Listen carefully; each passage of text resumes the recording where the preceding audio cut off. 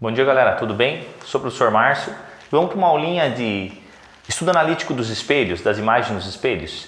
Então vamos lá. Quando a gente fala de estudo analítico, a gente já sabe como construir a imagem nos espelhos, como que a imagem se forma nos espelhos. Nós temos espelhos côncavos e convexos. Então no convexo, sempre a imagem vai ser o quê? Vidimê, virtual, direita e menor. Então o objeto está aqui, a imagem está lá. Então está dentro do espelho, é formado pelo prolongamento do raio refletido, então por isso ela é virtual. Ela é direita porque ambas apontam para cima e ela é menor, como vocês podem perceber aqui. No caso do espelho côncavo, depende da posição do objeto. Vocês lembram disso, né? Se o objeto está mais longe do espelho, a imagem vai ficando cada vez menor e entre o centro de curvatura e o foco. Conforme você vai aproximando do objeto, a imagem vai aumentando. Se ele estivesse no centro de curvatura, a imagem também aqui no centro de curvatura. Real, porque é o próprio raio refletido que está se cruzando. Ela é uma imagem real até próximo do foco, quando o objeto está próximo do foco. Quando o objeto está no foco, a imagem passa a ser imprópria, porque ela se forma no infinito. Então os raios vão ficar, os refletidos vão ficar paralelos, nunca vão se cruzar, então supostamente não forma imagem, ou a gente diz a imagem no infinito.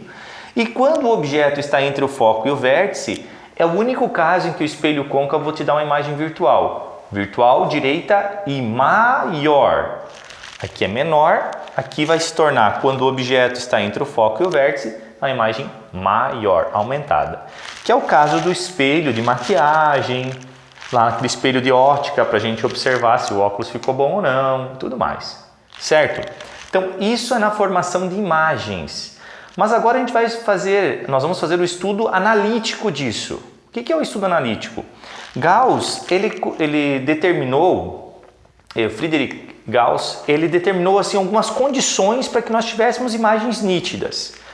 Primeiro, que os raios incidentes fossem pouco inclinados em relação ao eixo principal e também que o ângulo de abertura do espelho fosse pequeno. Aí nós temos imagens nítidas. Mas não só isso ele percebeu. Ele matematizou uma relação entre o tamanho do objeto e o tamanho da imagem. Quando a gente fala I, está falando do tamanho da imagem. Quando a gente fala O, tamanho do objeto. E também da posição que se encontra em relação ao espelho.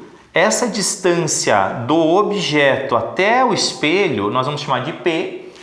Então, distância do objeto ao espelho. A distância da imagem ao espelho é o P', distância da imagem ao espelho. E a distância do foco ao espelho é o Fzinho, que é a distância focal. Isso é válido para qualquer um dos espelhos. Percebam que a distância focal no espelho convexo fica dentro do espelho. Da mesma forma que o P' também está atrás da superfície espelhada, ou lá dentro do espelho, entre aspas. E o objeto continua na frente da superfície espelhada, por isso o P está para cá. Aí Gauss chegou nessa equação aqui, ó. Ele estabeleceu uma relação. Professor, como que eu chego nessa relação para entender o que Gauss fez? Você faz semelhança de triângulos. Você vai precisar fazer alguns triângulos aqui e por semelhança você chegar nessa relação. Então, por semelhança de triângulos, Gauss chegou nessa equação, que o inverso da distância focal é igual à soma do inverso da distância do objeto ao espelho somando com o inverso da distância da imagem ao espelho. Então, somando esses inversos da distância do objeto ao espelho com o da imagem ao espelho, vai ser igual ao inverso da distância focal. E também ele tem uma relação com o aumento. Quanto que esse espelho aumenta?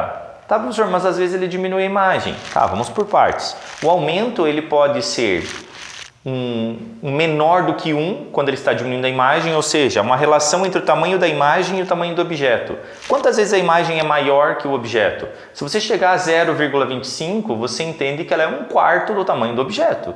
Então ela é menor. Se for 2, então ela é o dobro do tamanho do objeto. Ok? Ou então você pode fazer menos P' sobre P, que é menos a distância da imagem ao espelho dividido pela distância do objeto ao espelho. Ou essa relação, que quando você mistura os dois, você faz distância focal dividido pela distância focal menos a distância do objeto ao espelho. Então, F dividido por F menos P. Isso aqui você vai usar bastante, mas geralmente nos livros não trazem, tá, gente? Então, se você puder decorar, ajuda bastante, tá? beleza? Geralmente os autores não apresentam essa equação. Por quê? Porque eles já entendem que você consegue resolver por aqui. Mas professor, tem algumas coisas que a gente precisa ficar ligado, do tipo, qual é o sinal? As grandezas vão ser todas positivas? Não. Então aí você vem com um macete para você lembrar. Quando que eu tenho uma grandeza positiva? Então se você olhar, nós podemos separar aqui como um plano cartesiano, o eixo principal sendo o eixo x e o espelho como se assemelhando ao eixo y.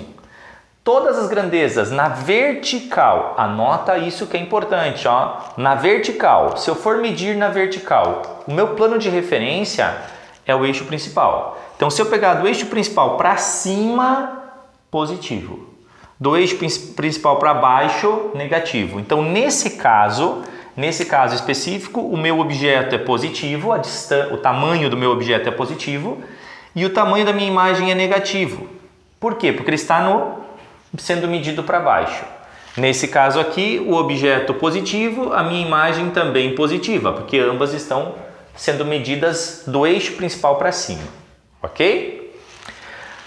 Outra situação, na horizontal, na vertical, para cima positivo, para baixo negativo. Na horizontal o macete é o seguinte, todas as grandezas medidas na frente da superfície espelhada, você vai ter sinal positivo, ok? Na frente da superfície espelhada, sinal positivo. Então, se você olha para esse caso, a distância focal é positiva. Por quê? Porque você mediu na frente da superfície espelhada, positivo. O teu P também é positivo, porque o objeto está na frente da superfície espelhada, também positivo. E o teu P' também ficou na frente da superfície espelhada, então é tudo positivo. Agora, nesse caso aqui, você já vai começar a perceber o seguinte, ó. A tua distância focal, ela está atrás da superfície espelhada. Ah, professor, então aqui é negativo. Excelente. O teu P, o objeto sempre vai estar na frente da superfície espelhada, então positivo. E o teu P' ficou atrás da superfície espelhada, negativo. Então, resumindo, vamos lá, resumindo, se eu quero fazer um estudo analítico das imagens nos espelhos esféricos, eu vou lembrar da equação de Gauss. Um jeito simples de lembrar dessa equação e fácil, uma forma mnemônica de lembrar, é você lembrar assim, ó, de uma maneira bem romântica, ó. Uma flor é igual a uma pétala mais uma pétalazinha, ok? Ou então, para quem quer também relação com medicina, eu quero fazer medicina, então já estou estudando sobre biologia, doença, é a fórmula da fimose. Uma fimose é igual a um pinto mais uma pelezinha, né? Quem tem sabe do que eu estou falando, né? Mas tudo bem. E aqui a fórmula do aumento. O aumento ele pode ser positivo ou negativo. Quando o aumento for negativo, é que a minha imagem é invertida. Entendido? O aumento é negativo, a imagem invertida. O aumento positivo, imagem direita. Então você já pode perceber de acordo com os sinais que você vai usar para essas grandezas que estão aqui. Os sinais, medido acima do eixo principal, para cima, na vertical, positivo. Para baixo do eixo principal, negativo. Na frente da superfície espelhada, horizontalmente, positivo. Atrás da superfície espelhada, negativo. Certo, gente? Um abraço, fiquem bem e até a próxima.